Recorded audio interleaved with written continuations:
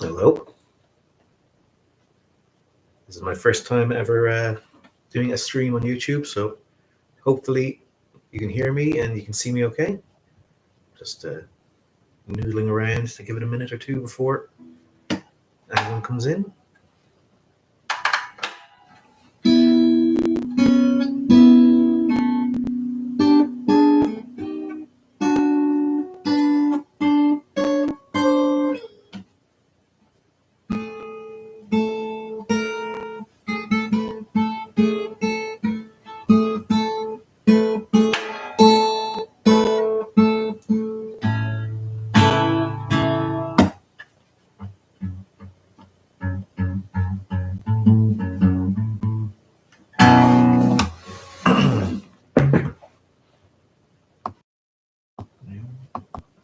Okay.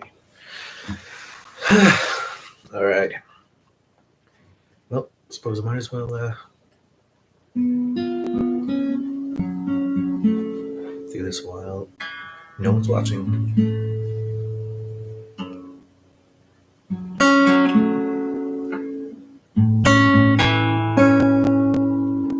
I made a film a few years ago called In a Stranger's House, which was a self-funded found footage film, quite small going. And it ended up doing quite well for itself, which was brilliant and shocking and delightful. And I self-distributed it through Amazon Prime. And that's where I discovered that the film was kind of picking up a bit of traction, that people were watching it and enjoying it. And again, something I wasn't really ready for. I put some films out there before, and they would have had very, very little in the way of any interaction or attention from people. But in this case, it picked up good steam. It got out there. I could see from the analytics a lot of people were watching it, and from the reviews that people seemed to be enjoying it. And then essentially the film was out there from 2018, I'm going to say. Actually, the end of 2017, I think, is when it came out. And then for the next few years, it was out there doing its thing. It would kind of pick up every now and again, and it wouldn't be until later that I'd discover who was actually watching it and what they were doing with it and how they were enjoying it, that kind of thing. But it was then at that point, I could see that there was the viewership had dropped off, the returns had dropped off, and I thought, okay, well, listen, the film punched well above its weight, and that is great. So I was happy about all that. Every now and again it would ebb and flow. It'd be sometimes I'd do terrible, or well, not terrible. Sometimes it would be, quite low views, and then other times it would be, good high views, which was great. But essentially, I could kind of figure that, yeah, okay, it's run its course. Like, the film, as with these things go, films only have so long a shelf life. So within A Stranger's House, then I let it. Someone approached me just via email, distributor, and they sort of sold themselves as this person who had all this kind of connections, these outlets, yada yada yada, which I was a bit suspicious of initially anyway, but it was not exactly. By that point, I kind of figured that the film had done its thing, and screw it, put it out here with this person, and maybe they'll get into some platforms that the film currently wasn't on, and it might make a little bit of extra money. And it was a fairly crap deal. That's what I will say. From the get go, it was a shit deal. It was, I think it's basically 50-50, which is, with a distributor, is absolutely atrocious. But that is, but like I knew what I was getting myself in for. I figured, hey, listen, if it goes crap, I'm not losing anything. If it goes well, I'm gaining something. So that's great. So one thing they did do that I had not done was they were able to get the film onto Tubi. So I'll back up. Initially, before I had put the film out on, I self-distributed the film through, well, first off through Amazon by myself, and then through Film Hub, which is a aggregator. You put your film, you basically submit your film. Anyone can do this. You submit your film, and as long as it meets certain technical requirements, they will approve it, and then they will push it out there towards other outlets or to other to platforms. So you can get Amazon through it. You get places like Flawsome or Found TV, or in theory, you can get places things like Netflix and stuff like that. But that's kind of pie in the sky generally.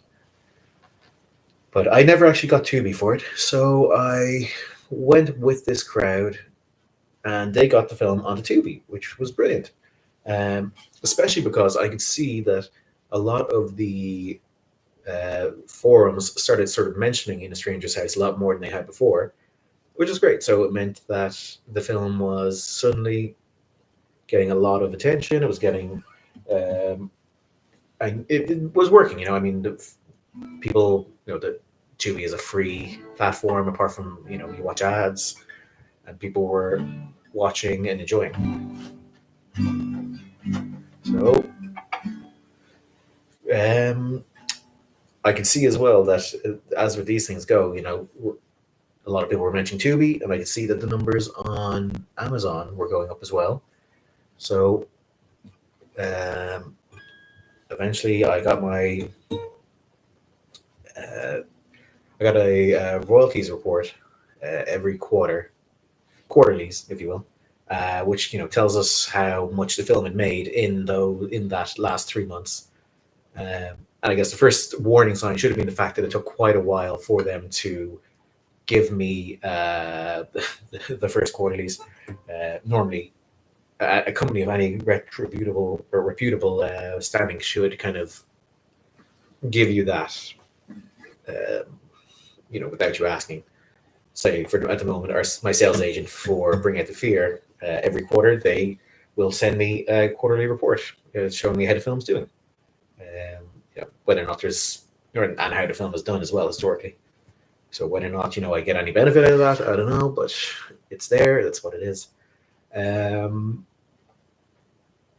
But I got this crowd. Eventually, after a little bit of prodding, they told me what the film was making, or they sent me a report, and it was very hard to read initially. It was kind of not very professionally laid out, I would say. But the one thing that was very clear was that there was a figure, and it was like, wow, that is a crazy good high figure. And then my only question was, because it wasn't clear, is that figure, pre their 50% or post their 50%? And the reply to that was, actually, no, that's not the figure of what you're getting.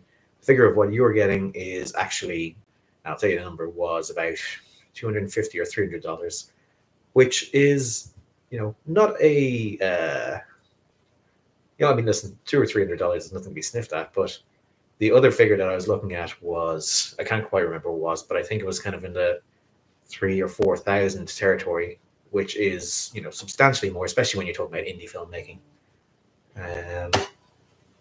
And so for them to sort of say that it was only 300 was a shock. Mainly because I got very suspicious at that point because of the amount of people I knew were watching the film. So then I kind of wanted them to give me a breakdown of what the figures were, where they were coming from, that kind of thing. And they kind of played ignorance almost each time with it, sending me reports that didn't really kind of correlate to anything. But I could still see people were talking about the film. People were saying that they were watching it on Tubi. And it was, you know, that was... So I knew something was going to open with that. Now, I think the contract I signed with them, I can't remember, I think it was 2 years, maybe 3 years. And you had to let them know when you wanted to end it at that point. Otherwise, it kept rolling on. Which, you know, listen, I knew it wasn't a great contract, but I accepted that. I ran with that. And then they basically, I mean, they never give me any proper royalty. I don't think I got any more royalty reports after that. I had to keep pushing them, finding out, you know, you're supposed to get these things quarterly, which means every 3 months. I was not getting these things. You know, the figures that they'd sent me on, that they said, oh, that wasn't the figure you were supposed to see, would have been, you know, a substantial, well, not enough per month, enough to kind of go towards making another indie film. But what they ended up giving me was, a fraction of that. I mean, again, it's nothing to be sniffed at, but, you know, you're talking about, say, that one time was 300, the next one was less than that. And I think I got a third payment eventually that was also less than that. The second and third payments were both kind of under pressure of me sort of making a bigger stink about things. And, you know, my suspicion is that the first time, well, listen, I'll go back to my suspicion in a moment, but I think that what happened was the very first, what would you call it? That very first royalty report I got with the high figure was probably the most accurate or realistic one. That they, checking my Instagram now, they accidentally sent me the real figure, and then that led to, you know, after that, then, you know, they just didn't start sending things. And again, they never had any other outlets they were marking down. The film was put up, I don't know where else it was in the world, but it was definitely up on certain channels on YouTube by these people. And one of my favorite things was one of the channels was from the distributor himself. Someone made a comment about my sideburns, weirdly enough, which are basically as they are now. I don't think I've ever really changed them. And so someone made a comment of basically the state of his eyebrows, and the distributor replied back, yeah, male pattern baldness is a tough thing on us all. It's like, male pattern baldness? I mean, I don't know what does that have to do with sideburns? What does that have to do with the film? I mean, at that point, my hair wasn't too terrible. But anyway, you know, there was a lack of respect from him, whatever. But I was emailing again and again, trying to get a response, trying to find out where the money had gone, trying to find out, you know, where these royalties that should have been coming my way were. Because, again, every 3 months I should have been getting something from him, but instead I was chasing him up, I was getting stonewalled, I was getting no answers. And eventually, nothing happened. So we're talking about, say, 3 years worth of time. I would say it's probably safe to say that we're talking post more than 10,000 euro. I would say probably closer to 20,000 euro in terms of my side, what should have been my side of things. And instead, as we reached towards the end of the contract, you know, the film was still up on Tubi, the film was still in these places on YouTube. I was not seeing a single penny from it. And he, however, would have been pocketing that, and just by virtue of just not giving it to me meant that I was getting, you know, fucked over, really. Yeah. And the big thing is, like, that 2 or 3 year period the film was out there, like a lot of people, that's how they watched the film, which, I'm delighted when people watch the film by hook or by crook or whatever way to do it. But it's out there in so many ways. It's very accessible. And the ways that you can pay for are the ways that really make a difference in terms of the ability to make another film. And that's where this stream title of how this person basically took the budget for the next film, which is legitimate because the following film that I made, which would have been before all this stuff was kind of happening, was In a Stranger's House, or no, was Bring Out the Fear. And the total budget of Bring Out the Fear was just shy of, or somewhere around €10,000 in the end.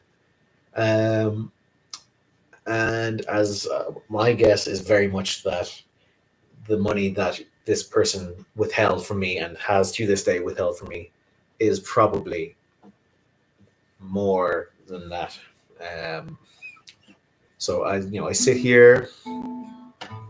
I've been happy. I've done a couple of films since, but anything I do, I have to kind of do a lot of mainly off my own back. My hand in my own pocket, trying to do these things. And the hope is when you make a film that the film you make can sustain itself. It can bring its own money back in. It can bring a little bit more for doing the next film. And what this person did was prevent me being able to do the next film really that way.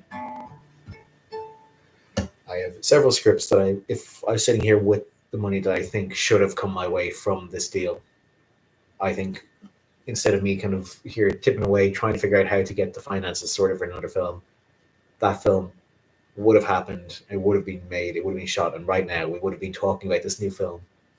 But instead we are talking about someone who withheld the money, who took the money and ran and basically didn't want it. Again, the contract was very clear. It was to this date. And if you wanted to stop at this point, you get in touch and that's it. And I did. And they didn't stop. The film was still out there, still on YouTube, and I gave them a little bit of leeway. I think it was over about a 10-month period. I came back to them intermittently to try and cancel this contract, to put an end to things, to pull the film, because that, and as well to sort of say what returns or what royalties should be kind of coming my way here. And they just didn't have any reply at all. So by the end of it, I ended up having to actually get in touch directly with Tubi, requesting the film be taken down, outlining the situation to them. And in fairness to them, it took in a few weeks, they got in touch and got the film pulled.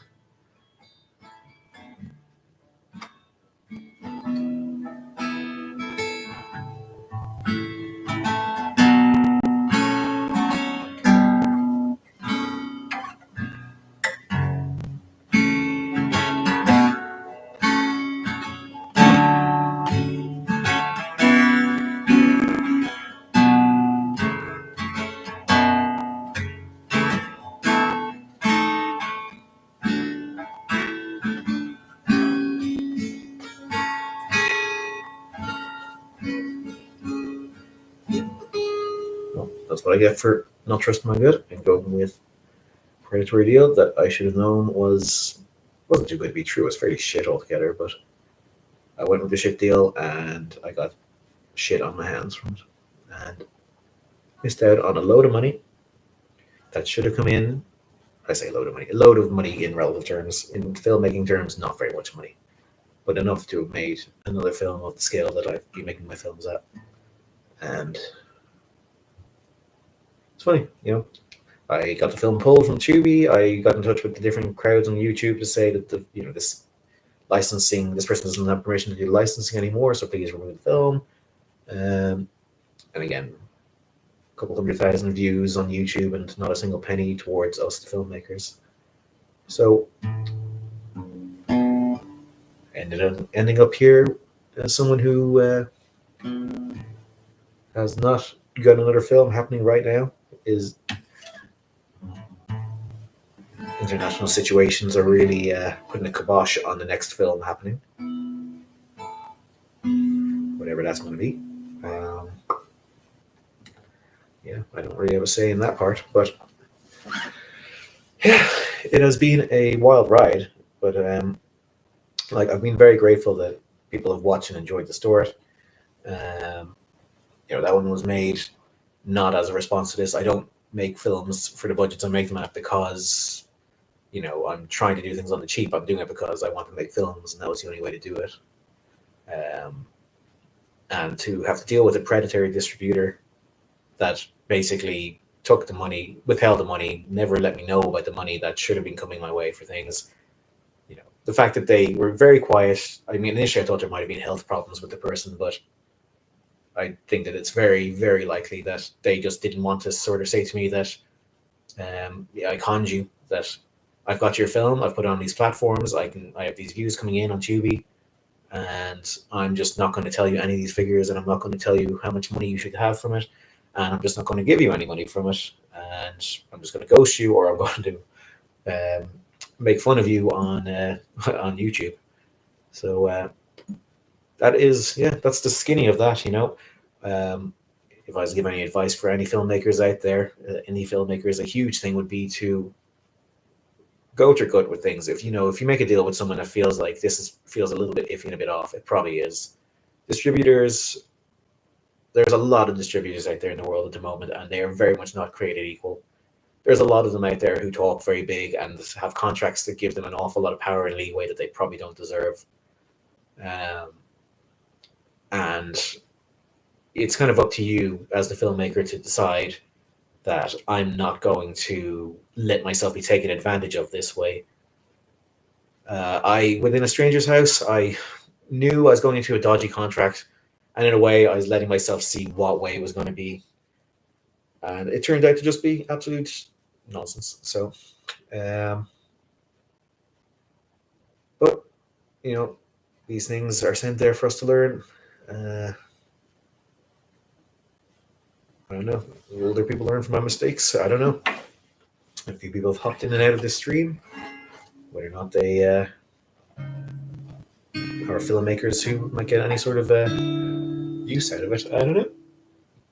But I don't have much else to say because I don't think anyone's watching. So I don't have anyone to kind of chat with and give any advice or thoughts to. But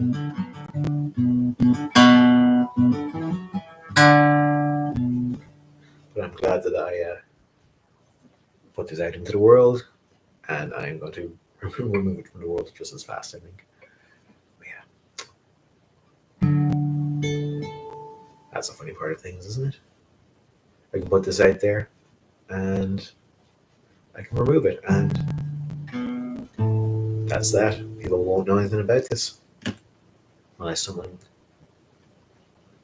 asks me directly or asks me via real life or a message or whatever, because I'm very open about all these things.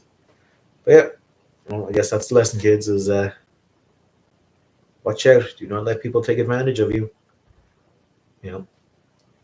Artists are looked down upon and spat upon mainly by the people who want to take advantage of their work the most.